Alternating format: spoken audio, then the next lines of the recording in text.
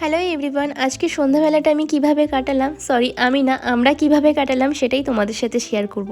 সবার প্রথমেই তো সন্ধে মানেই কিছু না কিছু আমার দিদা বানিয়ে খাওয়াবে। এখানে দিদা ভুট্টার পকোড়া বানিয়ে খাওয়ালো। এরপর আমার হাজব্যান্ডের অনেক ইচ্ছে হয়েছে পাটিসাপটা খাবে, সে কারণেই সে আবদার করেছে আর আমার দিদা কোনো কিছু তাকে বানিয়ে খাওয়াবে না, এটা একটা অসম্পূর্ণ ব্যাপার।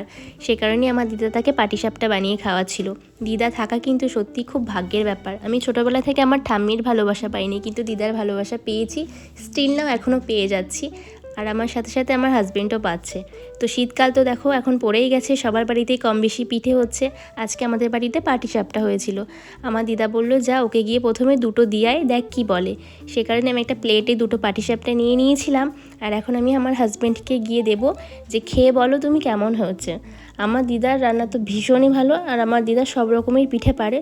দিদার থেকে এখন আস্তে আস্তে আমিও শিখছি। তো আমার হাজব্যান্ড খেয়ে তো বলেছিল ভীষণই ভালো হয়েছে।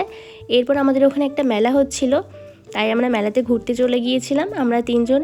যার পরে এটা খেয়েছিলাম। আমার তো এটা খেতে ভীষণই ভালো লাগে। এটার নাম কি তোমরা যদি কেউ জানো আমাকে একটু কমেন্ট করে জানিও, তো আমি নামটা ভুলে গেছি। তো এইভাবেই আমাদের সন্ধ্যাবেলাটা কাটালাম। তো চলো টাটা, দেখা হচ্ছে নেক্সট কোনো ভিডিওতে।